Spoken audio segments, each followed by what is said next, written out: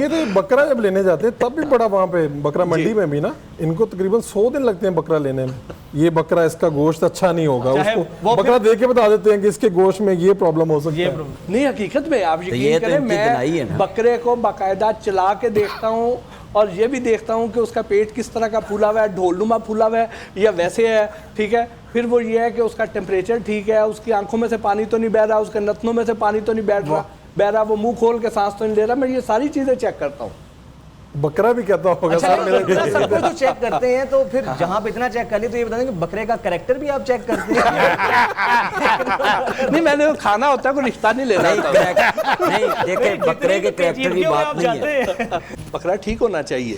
پھر اس کے بعد یہ ہے کہ وہ بکرا تو لے لیا, لیکن جو سلاٹرنگ والا ڈے ہے, آج جیسے عید کا دن ہے, بہت سارے لوگ دیکھ رہے ہیں اور بہت سے لوگوں نے ابھی قربانی کرنی ہے, تو ان کو ہم یہ پیغام دینا چاہیں گے کہ آپ جب بھی قربانی کے لیے کوئی قصاب کو سلیکٹ کریں تو سب سے پہلے آپ یہ دیکھیں کہ وہ مسلمان بھی ہے یا نہیں ہے. ہمارے پاس یہاں پہ موسمی قصاب ہیں, اس میں سے اکثر ایسے ہوتے ہیں کہ جو مسلمان نہیں ہے اس دن وقتی طور پہ دیہڑی لگانے آ گئے, انہیں تکبیر تک نہیں آتی. پھر اس کے بعد دوسرا یہ ہے کہ ان کی پرسنل ہائیجین بھی دیکھ لیں. ٹھیک, وہ جو ٹولز ہیں ان کے, وہ چھڑیاں ہیں, وہ مڈی, وہ ٹوکا, ان کی ذرا دیکھ لیں کہ وہ ڈس انفیکٹ بھی ہیں, وہ صاف بھی ہیں یا نہیں ہیں. ٹھیک, پھر اب جس جگہ پہ عام طور پہ قربانی کرتے ہیں وہ جگہ کتنی کو صاف ہے, کیونکہ اس میں بہت زیادہ بیکٹیریل گروتھ کی, اس میں بہت زیادہ اس دن یہ اندیشہ بہت زیادہ ہوتا ہے. پھر یہ ہوتا ہے کہ ہمارا عام طور پہ قصاب کیا کرتا ہے, قصاب کو جلدی زیادہ ہوتی ہے, وہ اس دن جب بکرا ذبح کرے گا تو اس کی ساری رگیں کاٹ دے گا جلدی میں. اچھا, اب ایک اس میں سے رگ ایسی ہوتی ہے کہ جو بیسیکلی پیغام رسانی کا کام کرتی ہے, دماغ سے باقی سارے جسم کے ساتھ کنیکٹڈ ہوتی ہے. ٹھیک, اب جیسے ہی بکرے کو چھری پھرے گی تو دماغ کی طرف سے پیغام جاتا ہے باقی جسم کو کہ اب ذبح ہو گیا ہے تو اب خون ڈرین کرو. یہ اللہ تعالیٰ کا نظام ہے, بڑا ہائی ٹیک نظام ہے. اب وہ جب پیغام جاتا ہے تو وہ بکرا پھڑپھڑاتا ہے, تڑپتا ہے اور اس میں تیزی سے خون ابل کے باہر آتا ہے. لیکن اگر قصاب اس کنیکٹنگ وائر کو ہی کاٹ دے تو دماغ تو آگے کنوے نہ ہوا, تو جب دماغ سے وہ پیغام باقی جسم کو کنوے نہیں ہوا تو وہ خون نکلے گا ہی نہیں. تو جب خون نہیں نکلے گا تو خون تو جسم کے اندر رہ گیا. کوئی بھی اگر جانور کو یا انسان کو بیماری ہوتی ہے تو وہ خون کے ذریعے باقی جسم میں پھیلتی ہے. بالکل, اور خون جو ہے ہمارے دین میں اس کے استعمال کی ممانعت ہے. مدنی صاحب بہت اچھا بتا سکتے ہیں. یہ حدیث پاک بھی ہے کہ جب تک سارا خون نہ نکل جائے تب تک آپ اس کی جو شعر اگر وہ ہڈی ہے اس کو جدا نہیں کریں. اور ہمارے یہاں پہ بدقسمتی سے وہ فوراً کر دیتے ہیں, ایسے کر دیتے ہیں, خون رک جاتا ہے وہاں. اچھا, اب وہ یہ ہے کہ وہ نکلتا نہیں ہے. کئی بار آپ نے جن لوگوں نے قربانی کر لی ہے وہ ابھی دیکھ لیں کہ ان کے گھر میں جو وہ تھال میں جس میں بوٹیاں پڑی ہوئی ہیں وہ بوٹیاں پھڑپھڑا رہی ہوں گی. ایسے ہی ہے, کیونکہ اس میں سے جان ہی نہیں نکلی ہوئی, اس میں تو اندر خون ہے, اور اس میں سے ایک خاص قسم کی پھر وہ خون کی وجہ سے ایک ہمک بھی آتی ہے, اسمیل آتی ہے. ٹھیک, پھر یہ ہے کہ جو موسم ہے آج کل کا, اگر آپ آج کل کا موسم دیکھیں تو ٹیمپریچر کیا ہے, کوئی 35 سے 40 ڈگری, ہیومیڈیٹی بہت زیادہ ہے. یہ جو ٹیمپریچر ہے یہ آئیڈیل ٹیمپریچر ہے بیکٹیریل گروتھ کے لیے, اور خون میں بیکٹیریا موجود, فضا میں بیکٹیریا موجود, اور خون ہم اور گوشت ہم کافی دیر ہم باہر پڑا رہنے دیتے ہیں اور اس میں بیکٹیریا تیزی سے گرو کرتا ہے اور اس کو اس خون سمیت اٹھا کے ہم فریز کر دیتے ہیں. بٹ صاحب 2 گھنٹے کے لیے آ سکتے ہیں میرے پاس میرا بکرا گوانا. اچھا, آج میں بڑا خوش ہوں, انہوں نے اینکر بھی بلایا اور بیچ میں سے ڈاکٹر صاحب نکلا. بنیادی مقصد ان سے 2 in 1 پیکج لینا تھا. ویسے مدنی صاحب میں یہ سوچ رہا ہوں کہ اس کے بعد کیا ہونا ہے, یہ پروگرام آپ کا جا رہا ہے. اگر قصابوں کا آڈٹ کرنے بھٹی صاحب بیٹھے ہیں تو 99% قصاب تو فارغ ہو گئے. میں یقین کریں, اور مجھے سب سے مشکل یہی پیش آتی ہے. اعتماد تو آ گئی. یہاں سے باہر نکلا نا جب انہوں نے یہ پروگرام ہو رہا ہے نا عید, تو باہر لوگ کٹھے ہوئے ہونے ہیں, بٹی صاحب آنا ساڈا بکرا بیچنا صحیح جا رہے ہیں, خون صحیح جا رہے ہیں. تھوڑا سا اس میں ایسی بات یہ ہے کہ ہوتا ہے کہ میں جب بکرا لینے کے لیے جاتا ہوں تو کچھ بکرے ذہنی معذور ہوتے ہیں. ذہنی معذور, یہ کیسے پاگل بکرے. ٹھیک ہے, اچھا اب اس کی نشانی کیا ہے؟ اس کی نشانی یہ ہے کہ کئی بار آپ نے دیکھا ہوگا کہ بکرے کو آپ نے کھونٹے کے ساتھ باندھا ہے اور وہ گول گول چکر کاٹے جا رہا ہے. بیسیکلی ایک خاص قسم کی مکھی ہوتی ہے جو بکرے کے نتنوں میں انڈے دے دیتی.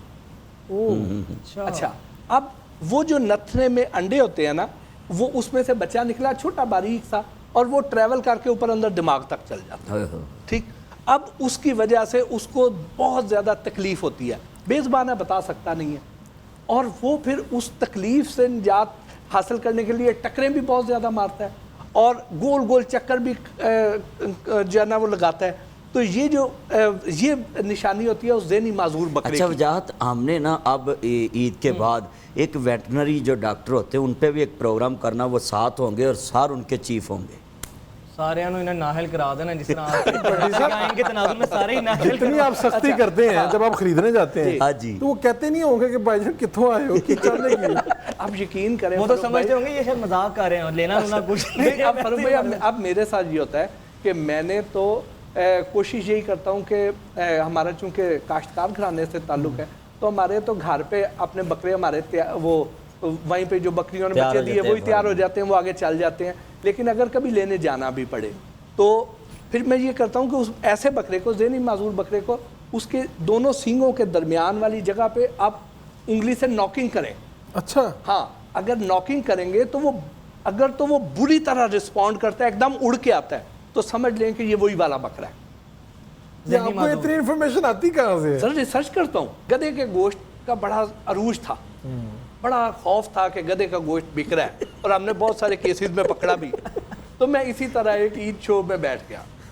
ईद शो में अब मैं इनवाइटेड हूँ और वहाँ पे ईद का दिन है, और मेरे से सारे सवाल गधे के बारे में किए जा रहे हैं कि गधे के गोश्त की पहचान क्या है, उसे क्या, उसका टेस्ट क्या हो सकता है। हाँ, गधे गोश्त। अच्छा, क्योंकि गधा हमने कहाँ से बहुत मिलेगा? ज्यादा पकड़ा था ना गधे का गोश्त। तो उन्होंने कहा कि जी आपको इसकी पहचान बताएं, इसका टेस्ट कैसा होता है, वगैरह वगैरह, ऐसे मुख्तलिफ सवाल करें। नहीं टेस्ट तो फिर वही बता सकता है जिसने चेक किया। अच्छा, अब ये भी आपको मैं बताता हूँ, इसके बारे में बताता हूँ। तो जब ना मैंने उन्हें उसकी पहचान भी बता दी कि उसका कलर ऐसा जो है ना डार्क पर्पल कलर का होएगा, उसमें तड़ नहीं होएगी, ठीक है, ऐसे सारी मैंने निशानियां जब बता दी ना, तो एंड पे मैंने कहा कि मैं आपको आसान कर देता हूँ कि आज ईद का दिन है, आप लोग कुर्बानी का गोश्त खा रहे हैं, अगर आपको आज अपने बकरे का जायका फ़र्क महसूस हो तो आप समझें कि बाकी सारा साल जो खाया वो बकरा नहीं था। नहीं, वो उसका फ़र्क तो महसूस होता है कि आम दिनों में जो कसाई हज़रात है, अल्लाह उनको हदायत दे, मैं तो उनको अपील कर सकता हूँ कि वो बकरे के गोश्त में पानी मिलाते हैं, मगर जो कुर्बानी वाला होता है ये खालिस गोश्त लोगों को नसीब होता है, मगर होता कुछ लोगों को नसीब है, बाकी तो चर्बी ते पसलियाँ जांदियां, एक लत सस नूं, एक लत सौरे नूं, एक लत कुड़मा नूं, एक लत सांडू नूं ते एक लत बेलियां नूं, ते जनाब 4 लत्तां वंडियां गईयां, चर्बी ते पसली रह गई, ते रला लो चर्बी विच कुर्बानी दी चर्बी भी सवाब है, ते मैं कहा ये सौरियां नहीं जा सकदी। भट्टी साहब, वैसे मैं गधे की इस पे जो आपने कहा कि गोश्त है, ये वाकई में हकीकत थी, अभी भी ये नहीं, अब नहीं है, अब नहीं है। इस पे फिर हमने बड़ा जब आवाज़ उठाई, बहुत सारी जगहों पे पकड़ा गया, तो पता ये चला था कि इसमें इंसेंटिव बहुत ज़्यादा था, क्योंकि गधे की खाल एक्सपोर्ट हो रही थी, सज़ा इस पर थी कोई नहीं, 500 रुपये जुर्माना होता था, अगले दिन वो ज़मानत हो जाती थी। तो फिर जब हमने इस पर काफ़ी प्रोग्राम किया, अवेयरनेस दी, तो शहबाज शरीफ साहब ने फिर प्राइम मिनिस्टर को ख़त लिखा, फेडरल गवर्नमेंट को, और इसकी खाल की एक्सपोर्ट पर पाबंदी लगवाई गई। अच्छा, और जब खाल की एक्सपोर्ट पर पाबंदी लगवाई गई तो उससे ये हुआ कि यहाँ पे बहुत सारे हमारे कसूर के टैनरी मालकान थे, वो उन्होंने फिर आगे सप्लाई रोक दी, क्योंकि खालें वहाँ से जा रही थी, तो उन्होंने रोक दी। तो चाइनीज़ कंपनियाँ जहाँ पे एक्सपोर्ट किया जाता था वो कोर्ट में चली गई। तो इस पे हमने एक तो एक्सपोर्ट पे पाबंदी लगने की वजह से, दूसरा ये हुआ कि जो 500 रुपये जुर्माना होता था उसको बढ़ा के 8 लाख जुर्माना कर दिया और 5 साल कैद करवा दी। तो उससे ये हुआ कि गधे की फ़रोख्त में खासी कमी हुई। अब ये है कि अल्हम्दुलिल्लाह पाकिस्तान में गधों की तादाद बहुत ज़्यादा है, नहीं तो पहले मैं यही सोच रहा था, कफील है। नहीं ये नहीं सोच रहा था कि पाकिस्तान में गधों की तादाद बड़ी क्यों है, तो आपने रीजन बता दी। इस वक्त पाकिस्तान में सबसे ज्यादा गधों की तादाद है। मैं पूछ रहा हूँ आपसे, सवाल है मेरा। पाकिस्तान में गधों की तादाद बहुत बढ़ रही है, तो उससे ये हुआ कि फिर इसकी अब हमें कोई ऐसा केस रिपोर्ट नहीं हो रहा। अच्छा, केस रिपोर्ट नहीं। भट्टी साहब, मैं आपकी मौजूदगी का फायदा उठाते हुए ये सवाल भी आपसे करूंगा कि बड़ी ईद में अक्सर ऐसा होता है गोश्तखोरी की वजह से बीमार हो जाते हैं, फूड पॉइजनिंग वगैरह हो जाती है, तो हम ये चाहेंगे कि आप इस पे क्या हमारे व्यूवर्स को एहतियाती तदाबीर अपनाने का कहेंगे, हिदायत देंगे कि قربانی کے دن یہ جب خاص طور پہ گوشت خوری کا موسم ہوتا ہے تو کن کن چیزوں پر احتیاط کریں؟ خاص کر کے وجاہت کی طرف آپ نے اشارہ کرنا ہے، سب سے پہلے یہی زیادہ اس میں جو چیز خیال رکھنے والی ہے وہ یہ ہے کہ آپ جب گوشت ذبح ہو گیا، بوٹیاں بن گئی، اس کو جتنا جلدی ممکن ہو سکے اس کو آپ بانٹنا ہے، جو بانٹ دیں، جو آپ کے حصے کا ہے اس کو آپ اپنے سرونگ پورشن کے حساب سے، مثلا اگر آپ کے گھر میں ایک ٹائم پہ آدھا کلو گوشت بنتا ہے تو آدھا کلو کے پورشن بنائیں اور ان کو زپر بیگ میں پیک کریں، تاکہ اس کے اندر اگر کوئی اس میں سے خون ٹپکے یا یہ وہ تو وہ زپر کی وجہ سے اندر ہی رہے۔ اس کے بعد اس کو فریزر میں رکھیں، اور فریزر میں جب رکھیں تو فریزر میں بھی اس کو نیچے والے خانے میں نہ رکھیں، اوپر والے خانے میں نہ رکھیں، نیچے والے خانے میں رکھیں، کیونکہ لوڈ شیڈنگ بہت زیادہ ہے، فریزر کا دروازہ بار بار کھلتا ہے اور ٹیمپریچر اندر وہ رہتا نہیں ہے، اس کی وجہ سے اگر اس کے اندر سے خون ٹپکے گا اور نیچے آپ نے آئس کریم رکھی ہوئی ہے، کوئی دودھ رکھا ہوا ہے، ڈیری پروڈکٹس ہے، چیز ہے، یا پانی کے پیالے ہی رکھے ہوئے ہیں آپ نے برف جمانے کے لیے، تو اس میں خون ٹپکے گا، اس میں بیکٹیریا ہے اور وہ بیماری کا باعث بنے گا۔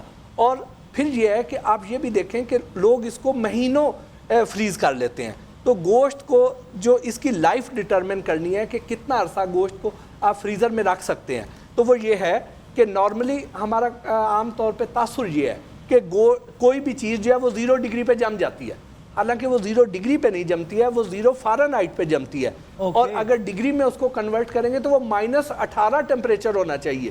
تو اگر آپ کے فریزر کا ٹیمپریچر -18 ہے اور اس میں وہ گوشت پڑا ہوا ہے، آپ نے مسلسل مینٹین کر لیا تو آپ اس کو 1 سال بھی رکھ سکتے ہیں، لیکن اب چونکہ ہمارے پاس کوئی ٹیمپریچر گن نہیں ہے جس سے ہم چیک کر سکیں، تو اس کا آسان طریقہ یہ ہے کہ آپ دیکھیں کہ گوشت اگر اندر پتھر کی طرح سخت ہو گیا ہے تو اس کا مطلب یہ ہے کہ وہ -18 ٹیمپریچر تھا۔ اگر وہ نرم پڑا ہوا ہے یا اس کی ایک سائڈ جو ہے وہ نرم پڑ رہی ہے، جو باہر والی سائڈ پہ ہے، دروازے کے قریب ہے، تو اس کا مطلب یہ ہے کہ اس کے اندر بیکٹیریل گروتھ شروع ہو گئی ہے۔ یہ ایک سوال ہے فاروق، میں آپ سے پہلے گل تے وچ لے لو بھی جنہ کو دسیا ہے، مینوں تو لگدا جنی بجلی جا رہی ہے کہ سارا ونڈنا ہی پینا ہے۔ فاروق صاحب یہ آپ کے لیے بھی اچھا تسی دس رہے ہو یا دکھ نال دس رہے ہو؟